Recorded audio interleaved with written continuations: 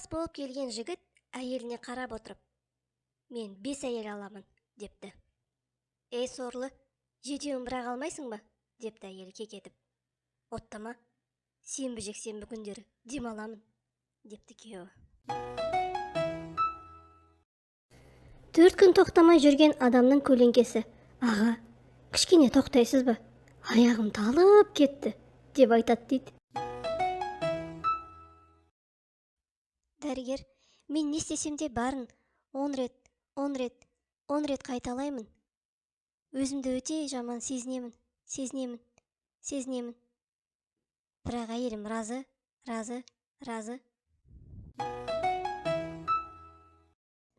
Зебра кенгуруға: кенгуру, сен неге бір баладан артық бала аламайсың?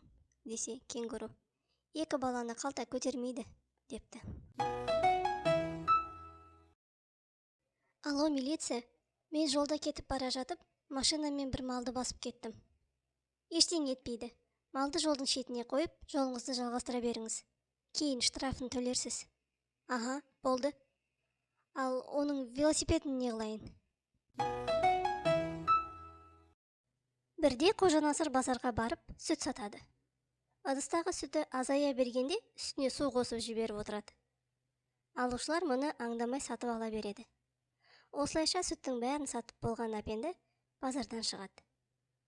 Үйіне қайтып келе жатып, өзен жағасында ақшасын санай бастайды.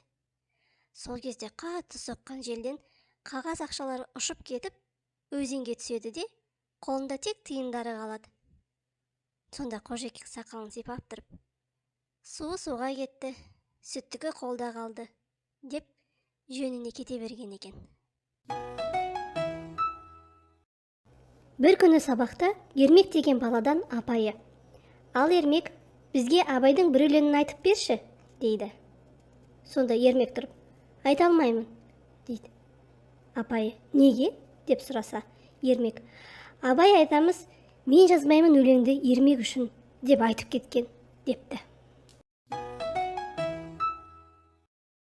Ұйықтап жатқан майы қызметкері ұйқысырап: КамАЗ, КамАЗ, десе, әйелі атып тұрып: Постой, деп жатқызатын көрінеді. Бір жігіт жастайынан аурушыл болып, үйленіп, бала шағалы болғанда, аурудан ерте өлетінін біліп, баласын шақырып алып айтқан екен: балам, мен өлген соң, адамдар әкең неден өлді десе, спидтен өлді дей сал. Сөйтсе баласы шошып кетіп: әке, оныңыз не? Ел жұртқа масқара боламыз ғой, неге олай дейсіз? Зато шешеңе ешкім піспейді. Ағай, кешіріңіз, я не знаю деген сөзді аударып бере аласыз ба? Мен білмеймін. Сіз де білмейсіз ба? Енді кімнен сұрасам екен? Мұғалім тәйірден сұрайды: сенің қателерің неге парталасыңның қателерімен бірдей? Ұстазымыз біреу ғой енді. Қалабок моншадан шыққан соң, ойланып тұрып: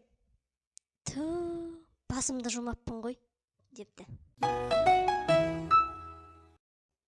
Бүгін тағы да спортзалға баруды ұмытып кеттім. Міне 2-ші жыл қатарынан осылай. Әйелі күйеуіне: не істеп отырсың? Десе, күйеуі: неке куәлігін оқып отырмын, депті. Неке куәлігін оқыған несі? Десе, енді жарамдылық мерзімі қашан бітетінін білейік те. Неге мына жерге бұрыш екпейсіз?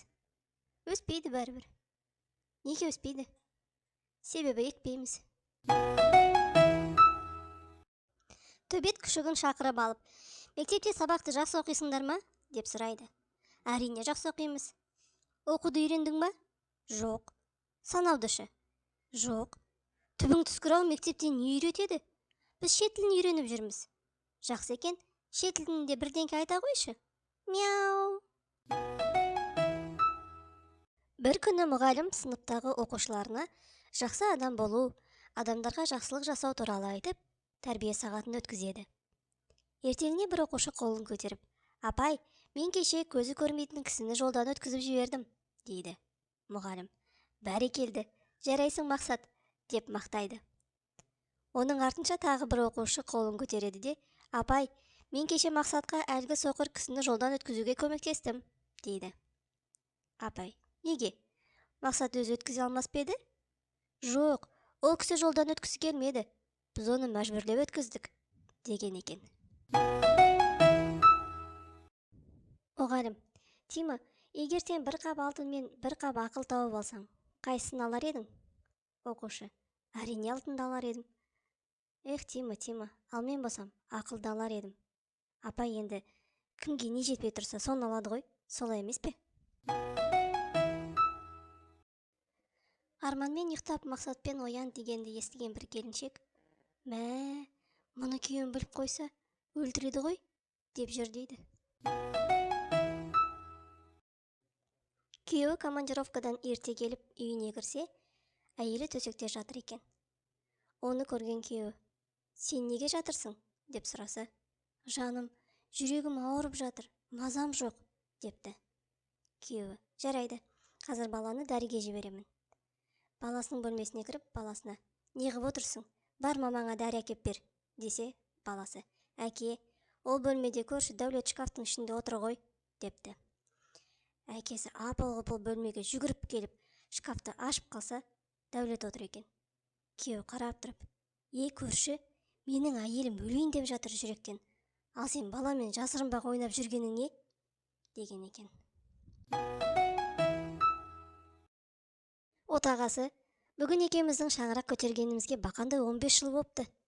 Қорадағы семіз қошқарды соймадық па? Қуасың ба? Малдың не жазығы бар? Екеумізді таныстырған Нұрсұлтанды сояйық. Асханада студент оқытушысының қасына келіп отырады. Оқытушысы жақтырмай, қайда отырдың? Шошқа мен бұлбұл бірге тамақтанбайды, дейді. Студент, жарайды, мен ұшып кеттім онда, депті. Оқытушысы сөзден жеңіліп, емтиханды алдыма келерсің, көреміз әлі, деп іштей ойлайды. Емтихан науқаны келеді. Әлгі студент барлық сұрақтарға дұрыс жауап беріп 5 алады. Оқытушысы мін таппай мынадай сұрақ қояды. Бір қап алтын мен бір қап ақылдың біреуін таңда, десе, қайсын таңдар едің? Студент, әрине алтынды. Оқытушы, мен ақылды таңдар едім. Студент, әркім өзіне жоғын алады. Оқытушы ашуланып баға қоятын жерге есектеп жазып беріпті. Студент шығып кетеді де, қайта айналып келіп, сіз қолыңызды қойып, баға қоюды ұмытып кетіпсіз, деген екен. Екі томат жолдан өтіп бара жатады. Біреуін көлік басып кетеді. Екіншісі, айналайын кетшіп жан, тұршы. Екі чукча кездеседі. Менің қанша бұғым бар екенін тапсаң, екеуін де беремін. Екі. Ай, сен көріп келекенсің. Бірде әйелі күйеуі жұмыстан келгенше, үйіне жаңа перделер іліп, мебелінің орнын ауыстырып қойыпты. Сол күні күйеуі ішіп келіп, еш нәрсеге мән бермей ұйықтап қалады екен. Таңертең 5-те оянып қараса, барлық нәрсе басқаша. Орнынан атып тұрып, асығып киініп жатса әйелі, ертеден ерте қайда бара жатырсың, десе, күйеуі әйеліне қарамастан, үйге бармасам болмайды, әйелім білсе, сені де мені де өлтіреді, депті. Балықшыны бақылау инспектор ұстап алады. Сен ұсталдың, жігітім, енді құтыла алмайсың. Онда балық аулауға болмайды. Мен балық аулаған жоқпын. Өтірікті соқпа. А мынау не? Бұл менің балығым. Серуенге алып келдім. Суға жіберемін, кейін сықырамын, ол қайта оралады да, біз үйге кетеміз. Қойшы. Кәне көрсет. Жігіт балықты суға жіберіп, қарап тұрады. Инспектор, сықырмайсың ба енді? Неменеге? Балық қайта оралсын деп. Қандай балық? Бір кедей жігіт байдың қызын қатты ұнатып, қыздың үйіне барады. Әкесіне жолығып қызын сұрайды. Сонда әкесі, сенің тапқан ақшаң қызымның туалетный бумагасына да жетпейді ғой, депті. Жігіт ренжіп кетіп бара жатса, алдынан қыз шығады. Ашуланған жігіт, жолымнан тұр тышқақ, депті. Жедел жәрдемге қоңырау. Жедел жәрдем, тыңдап тұрмын. Көмектесіңіз, менің балам ручканы жұтып қойды. Түсінікті, бригада шықты. Ал мен не істейін? Әзірше карандашпен жаза тұрыңыз. Мұғалім, Дастан, сен айтшы, қай өзен ұзын? Волга ма, әлде Миссисипи ме? Миссисипи. Қаншалықты екенін айта аласың ба? Бақанды 4 әріпке. Бауыржан, анашым, есіңізде ме? Егер мен 4 алсам, маған күні бойы серуендеуге болады деп айтып едіңіз ғой? Есімде. Не болды? Демек, бүгін мен жарты күн серуендеймін. Екі жігіт жұмақтың алдында өздерінің кезегін күтіп отыр екен. Біреуі сұп-сұр боп қалтырап, екіншісі көңілді отыр екен. Көңілді отырған жігіт әлгі жігітке: сен қалай өлдің? Үсіп қалдым, ал сен ше? Ал мен қатты қуанғаннан жүрегім жарылып кетті.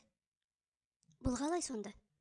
Үйге келсем, әйелім жартылай жалаңаш, төсек шашылып жатыр. Мен әлгі жігітті іздей бастадым. Барлық жерді қарадым, таппадым. Содан қуанғаннан жүрегім жарылып кетті. Ақымақ, тоңазытқышты қарамадың ба? Екеуміз де тірі қалар едік.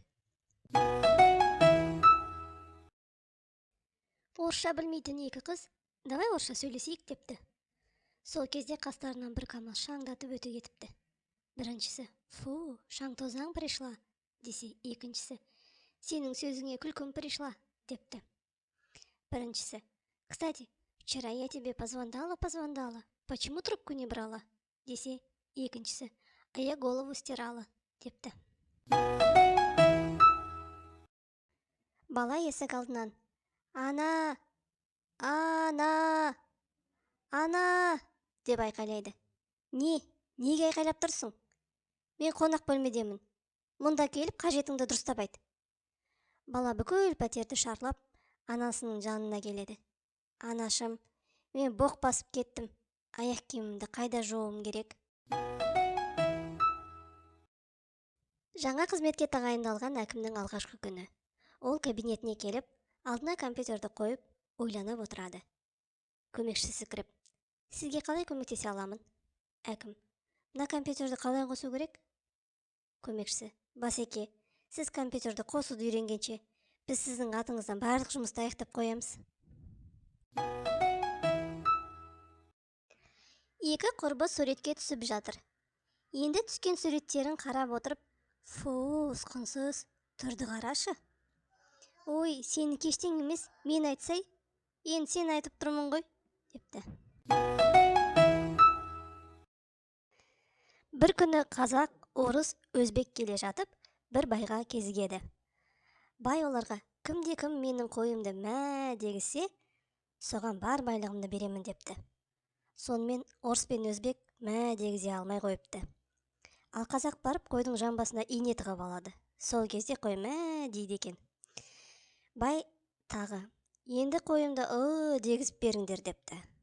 Орыс пен өзбектен ештеңе шықпайды. Қазақ барып: кешегідей артыңа ине тығып алайын ба, дегенде қой депті. Сөйтіп, бар байлық қазаққа қалыпты. Официант: менің сорпамда шыбын жүр. Кешіріңіз, біз оны менюге қосуды ұмытып кетіппіз. Тырнағы ұзын қыздардың мұрны таза болады екен. Қазақ қыз орысқа күйеуге шығады. Бір күні күйеу жұмыстан келе жатып, көзіне талдың шыбығы тиіп, көзін ауыртып алады. Үйіне жынданып келіп, талды кесіп тастамақшы болып, қол араны іздеп, таппаған соң әйеліне: где пила? Әйелі: ішкен жоқпын. Күйеуі: ей, пила где, говорю? Әйелі: шын айтамын, ішкен жоқпын. Күйеуі: дура, где пила? Әйелі: көршінікінде, аз іштім. Күйеуі: зачем дала? Әйелі: мас болып қалыппын. Болат күніге мас болып ішеді екен. Әйелі: сенің бір күн сау ішпей жүретін күнің бола ма? Құдай үшін, хотя бы 3 күн арақты ішпеші, саған қорадағы қойды сойып, етін асып, қалаған тамақтарыңды жасап беремін, депті. Екінші күні әйелі қора жаққа бара жатса, Болат қойды ұстап: қорықпа, сен әлі көп өмір сүресің, деп айтып отыр екен. Папа, неге афроамерикандықтар шоколад жемейді? Себебі олар қолын тістеп алудан қорқады. Жаңа автокөлік сатып алған бір мақтаншақ студент көшеде әрі-бері ызытып жүріп, жол жиегіндегі бағананы сүзіп қалып, ес-түсінен айырылып, ауруханаға апарылыпты. Онда 2 апта емделіп, үйіне қайта оралады. Көңілін сұрап келген топтастары: "Я, қалайсың? Дәрігерлер не деді?" Ол: "Дәрігерлер миың жоқ екен, әтпесе қатты шайқалатын еді" деп айтты, деген екен. Түннің жарымында біреу пәтердің есігін қағыпты. 2 қабат әйел күйеуіне: "Папасы, барып қарап келші, кім екен?" "Өзің баршы." "Жынсыз ба? Мен 2 қабатпын. Қорқамын ғой." "Сен 2 қабат болып тұрып қорқсаң, 1 қабат болып мен қорқпайым ба?" Бір күні бір жігіт Құдайдан сұрапты: "Неге қыздардың бәрі сыпайы, мейірімді, нәзік, ал әйелдердің бәрі ұрысқақ, ашуланшақ?" Сонда Құдай: "Қыздарды жарататын мен, ал олардан әйел жасайтын сендер" депті. Жарым түнде бір скелет жатқан жеріне шығып, көрші скелетке барып: "Братан, тұр, түн болды, қаланы бір айналып келейік." Екінші скелет қазып шығып, аты фамилиясы жазылған тасты қопарып алып, үстін қағып жатса: "Тасты не істейсің?" "Қазір заман басқа, паспортсыз жүруге рұқсат жоқ." Туылған кезде көз қанша уақытта ашылады? Сиырдікі туылған кезде, мысықтікі 6 күннен соң, иттікі 10 күннен соң, адамдікі үйленгеннен соң ашылады екен. Есек пен түлкі әңгіме барысында шөптің түсіне қатысты сөзге келеді. Түлкі шөпті жасыл десе, есек сары дейді. Осылайша біраз сөз таластыра отырып, шешімге келе алмаған соң, аң патшасы арыстанға келеді. "Патшам, сізден төрелік сұрап келдік. Есек екеуміз таңнан бері айтысып отырмыз. Ол шөптің түсін сары дейді, ал мен жасыл деймін. Шынайы төрелігін сіз айтыңызшы", дейді түлкі. Арыстан ойлана отырып, нөкері қасқырларға: "Есекті еркіне жіберіңдер, ал түлкіні 30 дүре соғыңдар", дейді. Сонда түлкі: "Патшам, менікі дұрыс емес пе? Шөптің түсі жасыл емес пе?" дейді. Арыстан: "Иә, шөптің түсі жасыл. Менің берген жазам сенікі дұрыс болмаған үшін емес, есекпен сөз таластырғаның үшін", деген екен. Өлім аузында жатқан бір кемпір стакан сүттен басқа ештеңе ішпейді екен. Балалары ішетін сүтіне шай қасықпен жарты қасық виски беріпті. Келесі күні 1 қасық. Одан кейін сүттің жартысына дейін құйыпты. Содан 1 ай ішінде сүттің орнына таза виски болыпты. Әлгі кемпір аяққа тұрып, балаларын жинап айтады екен: "Анау қорада тұрған сиырды ешқашан сатпаңдар." Асқазанының қатты ауырып тұрғанына шағымданып келген адамнан дәрігер сұрайды: "Кеше түскі және кешкі аста не жедіңіз?" "Алдыма не қойылған болса, соның бәрін жедім." Дәрігер ойланып тұрып, көздің дәрілерін жазып береді. Науқас ашуланып: "Дәрігер мырза, мынауыңыз не? Асқазан мен көздің не қатысы бар?" "Қатысы бар, әрине. Көзіңіз жақсы көргенде, алдыңнан шыққан барлық нәрсені апыл-ғұпыл жей беріп, асқазаныңды бұзбас едің", деген екен. 80 жасқа келген шал дәрігерге келіп: "Балам, мен келесі аптада үйленемін." "О, ата, жақсы ғой. Апам неше жаста?" "Апа емес, 20 жастағы қыз", депті. Сонда дәрігер: "Негізі сізге дәрігер ретінде ақыл айтайын. Төсек қатынасы кезінде о дүниеге кетіп қалуы да мүмкін." Сонда шал дәрігерге бір қарап: "Өліп жатса басқасын алам да", деген екен. Жігіт қызға: "Сені көргенде жүрегім лүпілдеп, тынысым тарылады, тілім күрмеліп кетеді." Қыз күліп: "Ай, шынымен ба?" Жігіт: "Иә, менде саған аллергия бар сияқты." 3 жігіт шетелге барып, қонақ үйдің 45-ші этажына жайласыпты. Тамақтанатын орын 1-ші этажда екен. лифтпен түсіп тамақтаныпты. Сосын 45-ші этажға шығайын десе, лифт бұзылып қалыпты. Олар 15 этаждан анекдот айтуға келісіпті. Біріншісі, екіншісі 30-ші этажға дейін анекдот айтыпты. Үшіншісіне кезек келіпті. Ол: қазір бір әңгіме айтам, қатып күлесіңдер, депті. Қасындағылар: айт. Жаңағы жігіт: бөлмеміздің кілті 1-ші этажда қалып қойыпты, депті.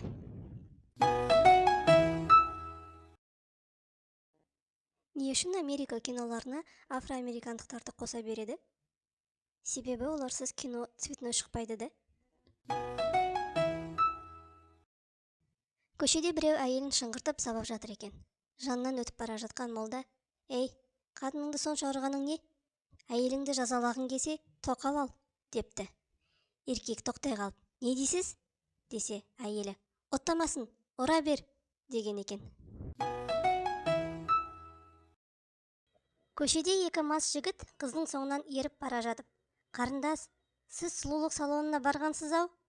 Қыз: иә, депті майысып. Бәлкім жабық болған шығар. Әйел адамдар жылына 2 килограмм помада жейді екен. Ал еркектер болса 7 килограмм. Бір күні жындыхананың асханасында жындыларды тексеру үшін ауруларға бос ыдыс беріпті. Бәрі ішіп отырғандай болып отырады. Біреуі ғана ештеңе істемей отырады екен. Сонда бір тексеруші: мынау кішкене жазылайын деген екен деп ойлап, оған: неге ішпей отырсың, деп сұрайды. Сонда анау: суыған күтіп отырмын, депті. Бір қой мен ешкі төмпешіктен төмен жүгіріп ойнапты. Қой жүгіріп бара жатса, ешкі қарқылдап күліпті. Қой: не болды, десе, ешкі: сен жүгіргенде құйрығың ашылып жабылады екен, депті. Сонда қой: сенің құйрығың ылғи ашық тұрса да күлмейміз ғой, депті. Жындыханада бір жынды: мен Құдайдың жіберген елшісімін.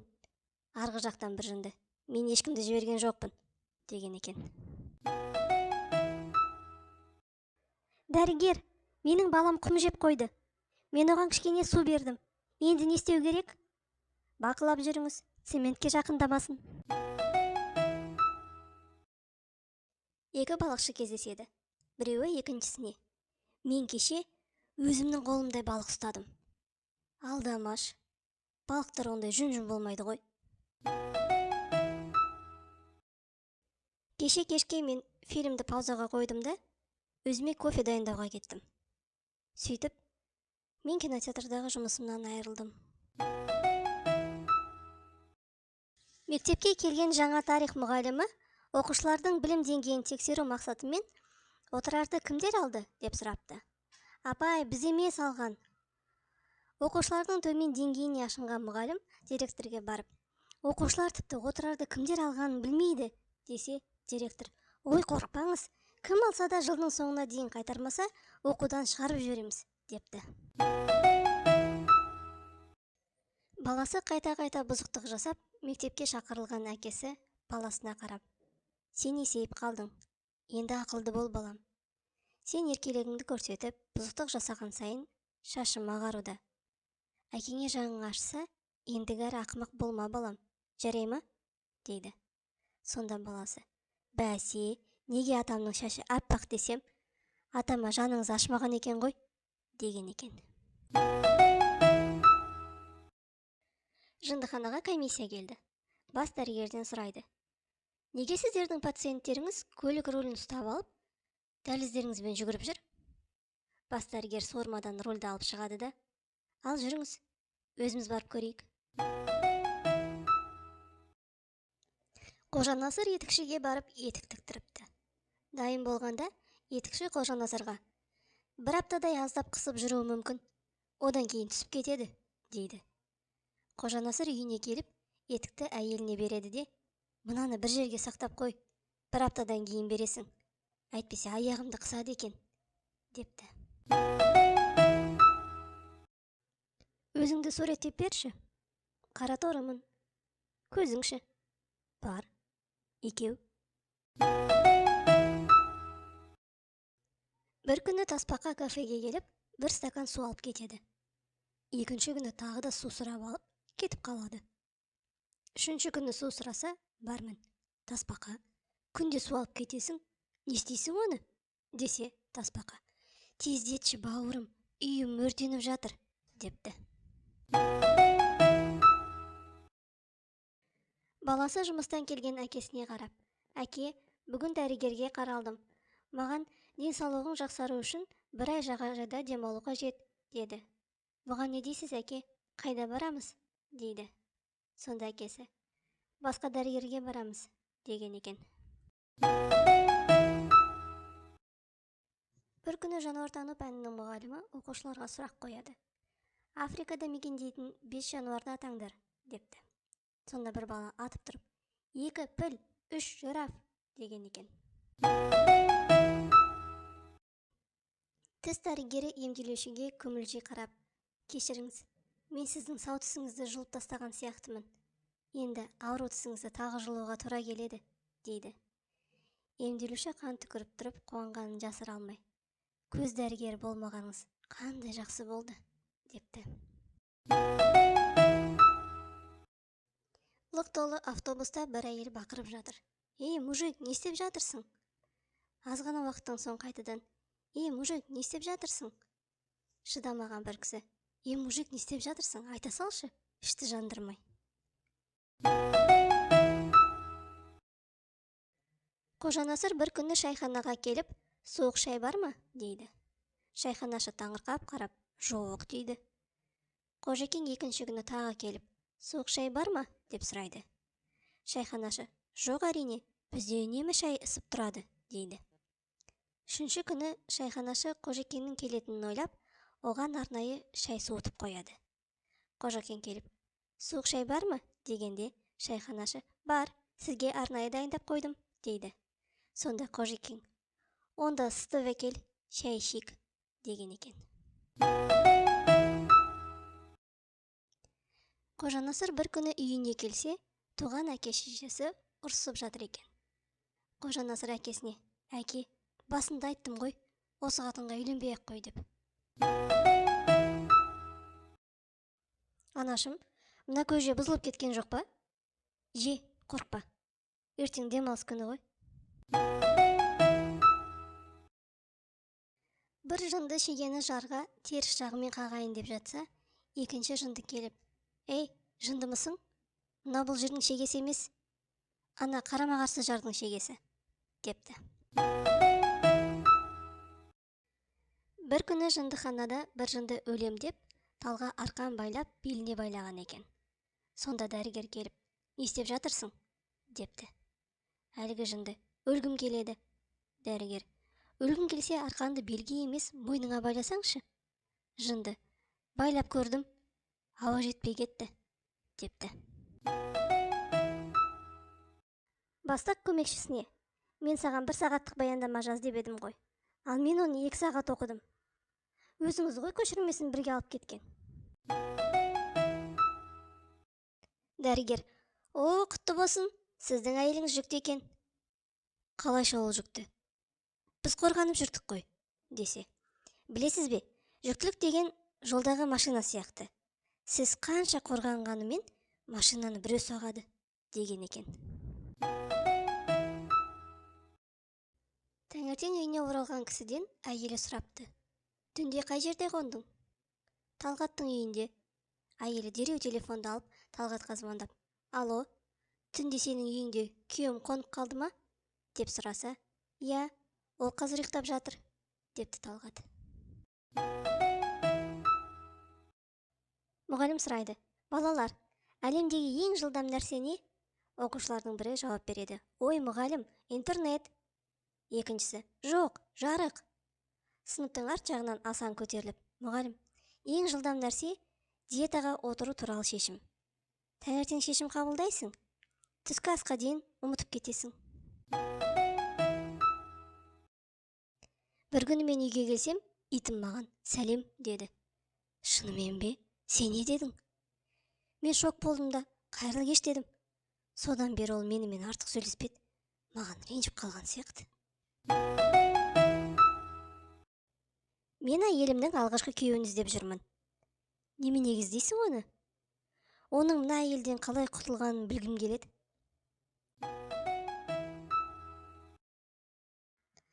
Бір ұры автобуста дәу адамның қалтасын қарап жатқанда, ол кісі ұрының қолын ұстап алады. Ей, бейшара, сорлы, менің қалтамда нең бар? Сонда ұры: өзің бейшара, осы мен үшінші қалтаңды қарап жатырмын. Көк тиының жоқ екен, деген екен. Еркектер Wi-Fi сияқты. Сенің жаныңда болса, сенен басқаны көрмейді. Алыстасаң, поиск нового устройства болады. Ауруханада мейірбике науқастың қасына келіп: ояныңыз, ояныңыз деймін. Оянсаңызшы енді. Науқас оянады. Не болып қалды? Мен сізге ұйықтататын дәрі алып келдім. Жігіт қызға: сенің көзің шынымен де күн сияқты жарқырайды. Қыз қуанып: шынымен бе? Жігіт: иә, әрдайым қарап тұрғанымда көзім қыза бастайды. Жаным, не ойлап отырсың? Сен не ойласаң, соны ойлап отырмын. Ұялмайсың ба, ұятсыз? Кезінде әке-шешемді бекер тыңдамаппын. Қазір соған өкініп жүрмін. Әке-шешең не деп еді? Қайдан білейін? Айтып тұрмын ғой, тыңдамаппын.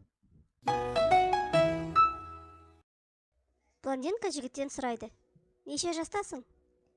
Мен 1979 жылы тудым. Ал бұл маған ештеңе айтпайды. Мұғалім Дастаннан сұрайды: Дастан, алма жинау үшін ең қолайлы уақыт қайсы? Ит ұйықтап жатқан кезде. Екі дос сөйлесіп жатыр. Бауырым, сенің әйеліңнің жалаңаш суреті бар ма? Жоқ. Қаласаң берейін. Дәрігер: автокөлік апатынан кейін мен басымды тіккен. Сіз бе? Иә, мен. Сізде тігіске қатысты шағымдарыңыз бар ма? Жоқ, о не дегеніңіз? Тек бұл менің басым емес. Әйелі есіктен кіре салысымен күйеуінің басынан бір ұрыпты. Күйеуі: айбай басым, жынсың бе? Десе, әйелі: сен мені 2 жылдан бері бегемот деп атап жүргенің үшін, депті. 2 жылдан бері ашуың енді келіп қалды ма? Десе, әйелі: ей ақымақ, бегемоттың не екенін бүгін зоопарктен көріп білдім, депті. Бір күні күйеуі компьютер ойнап отырса, әйелі қызығып: жаным, мен де ойнайыншы, десе, күйеуі: туф, осы сен пол жуып жатқанда полды мен де жуайыншы демеймін ғой, депті.